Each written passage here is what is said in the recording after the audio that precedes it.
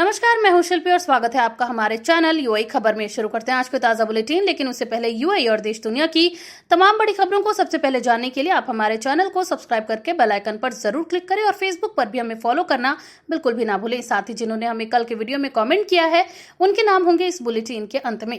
तो अब खबरों में आगे बढ़ते हुए हम सबसे पहले नजर डालेंगे आज के हेडलाइंस पर, फिर जानेंगे खबरों को विस्तार से। यूआई में पूरे हफ्ते रहेगा मौसम सुहाना, लेकिन सुबह धुंध और सप्ताह के अंत तक धूल भरी हवाओं का असर। दुबई मॉल और दुबई हिल्स मॉल में पार्किंग उल्लंघनों पर अब एआई रखेगा नजर। शारजा पुलिस ने सुरक्षित घरों के लिए परिवार जागरूकता अभियान किया शुरू। दुबई में फर्जी पुलिस बनकर 1.7 करोड़ दिरहम की लूट, जांच एजेंसियां सक्रिय। यूएई एयर स्पेस दोबारा खुलने के बाद दुबई एयरपोर्ट्स से बढ़ाई जाएंगी उड़ानों का संचालन। एमिरेट्स नेशनल स्कूल्स ने 2026-27 के लिए खोले स्कॉलरशिप आवेदन, मेधावी छात्रों को मिलेगा बड़ा अवसर। और आखिर में हम जानेंगे क्या है आज के रियाल रेट्स, क्या है आज के गोल्ड रेट्स और क्या है आज के दिरहम रेट्स। चलिए खबरों को जानते हैं विस्तार से। यूएई में पूरे हफ्ते मौसम रहेगा सुहाना, लेकिन सुबह धुंध और सप्ताह के अंत तक धूल भरी हवाओं का असर। यूएई के राष्ट्रीय मौसम केंद्र के अनुसार इस सप्ताह देश में कुल मिलाकर मौसम अपेक्षाकृत हल्का और सामान्य रहने वाला है। दिन के समय तापमान मध्यम रहेगा, जबकि रात और सुबह के शुरुआती घंटों में कुछ इलाकों में नमी बढ़ने की संभावना है। खासकर तटीय और आंतरिक क्षेत्रों में सुबह हल्की धुंध या मिस्ट देखने को मिल सकती है, जिससे सड़क पर विजिबिलिटी प्रभावित हो सकती है। सप्ताह के मध्य तक मौसम सामान्य रहेगा, लेकिन सप्ताह के अंत की ओर हवाओं की रफ्तार बढ़ सकती है। इन हवाओं के कारण खुले इलाकों में धूल उड़ने की आशंका है। मौसम विभाग ने समुद्र में भी हलचल बढ़ने की संभावना जताई है, इसलिए समुद्री गतिविधियों से जुड़े लोगों को सतर्क रहने की सलाह दी गई है। अधिकारियों ने ड्राइवरों से कहा है कि सुबह के समय विशेष सावधानी रखें, क्योंकि धुंध के दौरान दृश्यता अचानक कम हो सकती है। कुल मिलाकर ये सप्ताह बहुत गर्म नहीं रहेगा, लेकिन बदलते मौसम के कारण लोगों को मौसम अपडेट पर नजर रखने की सलाह दी गई है। एमिरेट्स नेशनल स्कूल्स ने 2026-27 के लिए स्कॉलरशिप आवेदन खोले, मेधावी छात्रों को मिलेगा बड़ा अवसर। एमिरेट्स नेशनल स्कूल ने शैक्षणिक वर्ष 2026-27 के लिए अपने प्रतिष्ठित स्कॉलरशिप प्रोग्राम के आवेदन खोल दिए हैं। यह योजना विशेष रूप से उन प्रतिभाशाली और उत्कृष्ट छात्रों के लिए है जो अकादमिक, रचनात्मक या अन्य विशेष क्षेत्रों में उल्लेखनीय प्रदर्शन कर चुके हैं। इस स्कॉलरशिप का उद्देश्य यूएई के ऐसे युवाओं को अवसर देना है जो आगे चलकर देश के विकास में अहम योगदान दे सके। स्कूल प्रबंधन के अनुसार यह कार्यक्रम केवल आर्थिक सहायता तक ही सीमित नहीं है, बल्कि छात्रों को एक उन्नत शिक्षण वातावरण, बेहतर संसाधन और कौशल विकास के अवसर भी देगा। आवेदन प्रक्रिया निर्धारित मानदंडों के आधार पर होगी और छात्रों के शैक्षणिक रिकॉर्ड के साथ उनकी प्रतिभा का मूल्यांकन किया जाएगा। अधिकारियों ने कहा है कि यह पहल राष्ट्रीय प्रतिभाओं को आगे बढ़ाने की व्यापक रणनीति का हिस्सा है। वहीं अभिभावकों और छात्रों में इस घोषणा को लेकर उत्साह देखा जा रहा है, क्योंकि ये यूएई के प्रमुख शिक्षा संस्थानों में अध्ययन का बड़ा अवसर माना जा रहा है। दुबई मॉल और दुबई हिल्स मॉल में पार्किंग उल्लंघनों पर अब एआई रखेगा नजर। दुबई मॉल और दुबई हिल्स मॉल में पार्किंग व्यवस्था को और स्मार्ट बनाने के लिए एक नया एआई आधारित मॉनिटरिंग सिस्टम लागू किया जा रहा है। इस तकनीक का उद्देश्य गलत तरीके से पार्किंग करने वालों की तुरंत पहचान करना है। वहीं सिस्टम कैमरों और आर्टिफिशियल इंटेलिजेंस की मदद से उन वाहनों को चिन्हित करेगा जो अवैध स्थानों पर पार्क किए गए हैं, आपातकालीन मार्गों को ब्लॉक कर रहे हों या नियमों का उल्लंघन कर रहे हों, उन सब पर अब कड़ी नजर रखी जाएगी।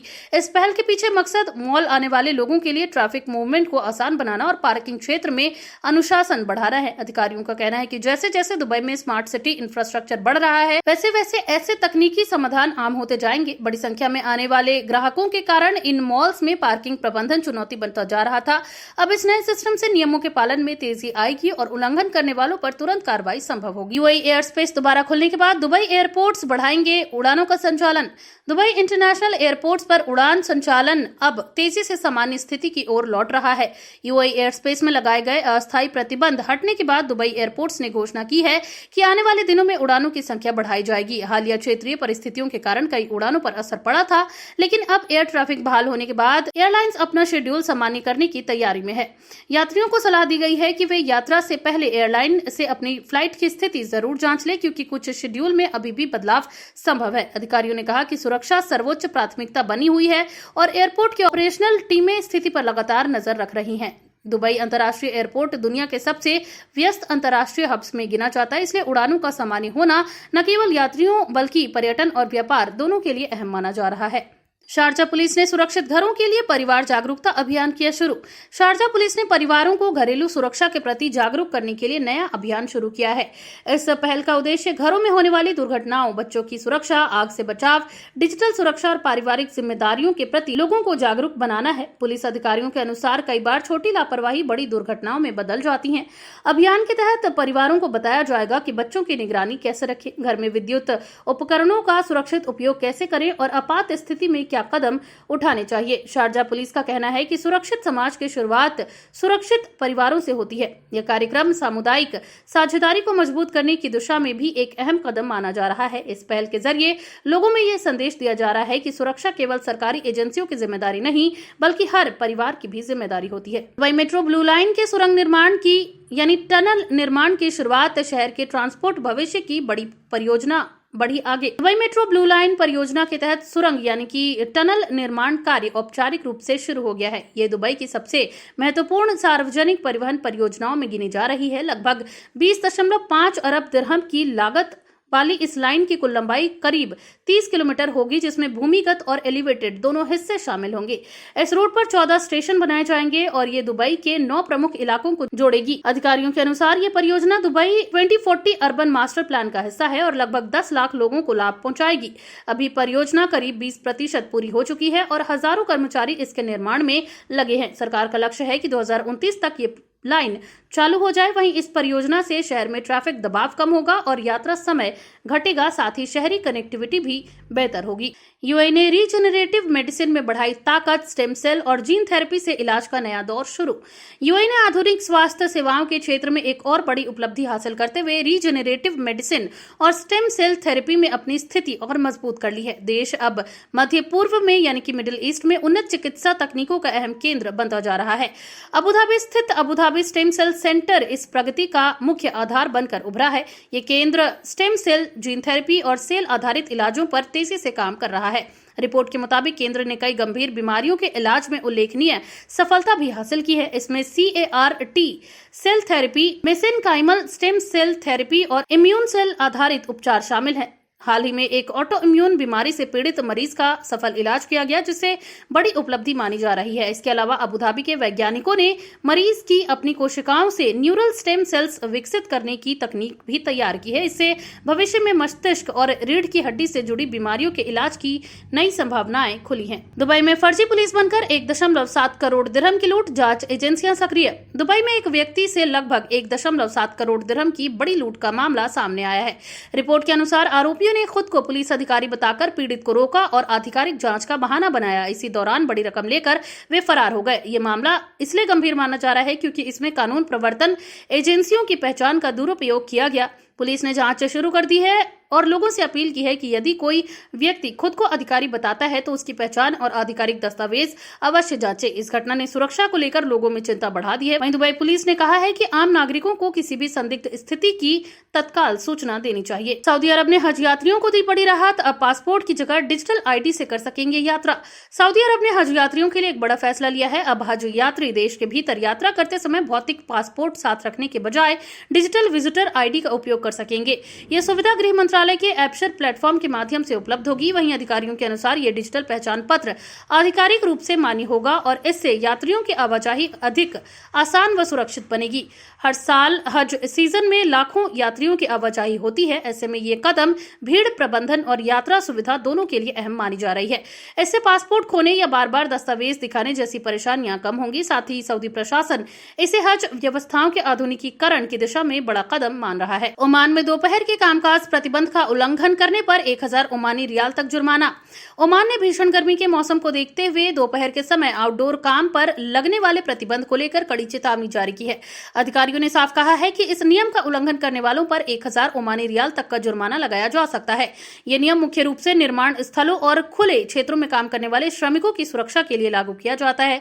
दोपहर के समय सबसे गर्म घंटों में काम करने से हीट स्ट्रोक, निर्जलीकरण यानी कि डिहाइड्रेशन और अन्य स्वास्थ्य जोखिम बढ़ जाते हैं। सरकार ने कंपनियों से कहा है कि वे श्रमिकों की सुरक्षा को सर्वोच्च प्राथमिकता दें। निरीक्षण टीमें नियमों के पालन पर नजर रखेंगी और उल्लंघन मिलने पर सख्त कार्रवाई की जाएगी। ये कदम श्रमिक कल्याण और कार्यस्थल सुरक्षा के लिहाज से बेहद ही महत्वपूर्ण माना जा रहा है। अब जानते हैं क्या है आज के रियाल रेट्स। तो आज एक सऊदी रियाल के मुकाबले 25.34 रुपया है, जो कि पिछले दिन 25.31 रुपए था। वहीं एक सऊदी रियाल में आज 40.48 नेपाली रुपये है, जो कि पिछले दिन 40.49 नेपाली रुपये पर था। वहीं एक सऊदी रियाल के मुकाबले आज 32.73 बांग्लादेशी टका है, जो कि पिछले दिन 32.71 बांग्लादेशी टका पर था। वहीं एक सऊदी रियाल के मुकाबले आज 74.33 पाकिस्तानी रुपये है, जो कि पिछले दिन 74.32 पाकिस्तानी रुपये पर था। वहीं एक सऊदी रियाल के मुकाबले आज 25.30 भूटानी करेंसी है, जो कि पिछले दिन 25.26 भूटानी करेंसी पर थी। क्या है आज के गोल्ड रेट्स। तो यूएई में सोने की कीमतों में लगातार उतार चढ़ाव जारी है, जहां यूएई में आज 18 कैरेट सोने का दाम 422.25 दिरहम प्रति ग्राम है, जो कि पिछले दिन 423 दिरहम प्रति ग्राम पर था। यानी कि आज की 18 कैरेट की गोल्ड रेट की भारतीय मुद्रा में बात करें तो लगभग 10,910 रुपए होते हैं। वहीं आज यूएई में 22 कैरेट गोल्ड का दाम 513.75 दिरहम प्रति ग्राम है, जो कि भारतीय मुद्रा में 13,274 रुपए लगभग के होते हैं, जो कि पिछले दिन 514.75 दिरहम प्रति ग्राम पर था। वहीं यूएई में आज 24 कैरेट सोने का दाम 555 दिरहम प्रति ग्राम है, जो कि पिछले दिन 556 दिरहम प्रति ग्राम पर था। वहीं आज 24 कैरेट सोने का दाम की भारतीय मुद्रा में बात करें तो लगभग 14,340 रुपए के होते हैं। क्या है आज के दिरहम रेट्स। तो आज एक यूएई दिरहम के मुकाबले 25.73 रुपया है, जो कि पिछले दिन 25.82 रुपए थी। वहीं एक यूएई दिरहम के मुकाबले आज 41.34 नेपाली रुपये है, जो कि पिछले दिन 41.33 नेपाली रुपये पर था। वहीं एक यूएई दिरहम के मुकाबले आज 33.42 बांग्लादेशी टका है, जो कि पिछले दिन 33.35 बांग्लादेशी टका पर थी। वहीं एक यूएई दिरहम के मुकाबले आज 75.90 पाकिस्तानी रुपये है, जो कि पिछले दिन 75.89 पाकिस्तानी रुपये पर था। वहीं एक यूएई दिरहम के मुकाबले आज 25.84 भूटानी करेंसी है, जो कि पिछले दिन 25.77 भूटानी करेंसी पर थी। तो ये थी आज के तमाम ताजा अपडेट्स। चलिए अब जानते हैं उन लोगों के नाम जिन्होंने कल के वीडियो में हमें कमेंट कर बताया था कि वो हमारे वीडियो को कहां से देख रहे हैं। तो पप्पू खान है ब्यावर राजस्थान से, राजीव कुमार चौहान है रासल खैमा से, स्वरूप सिंह है दुबई से, बिरशाना सुब्बा है सिक्किम से, इनके अलावा मोहम्मद सिराज उद्दीन है सुपौल इंडिया से, बबलू चौहान है दुबई से, सरफराज आलम है जबेल अली से, रमेश कुमार है अजमान से और राजवंत सिंह है दुबई से। अगर आप भी चाहते हैं कि अगला नाम आपका हो तो हमें कमेंट करके जरूर बताएं कि आप ये वीडियो कहां से देख रहे हैं। साथ ही ऐसे ही और खबरों को जानने के लिए बने रहिए यूएई खबर के साथ। धन्यवाद।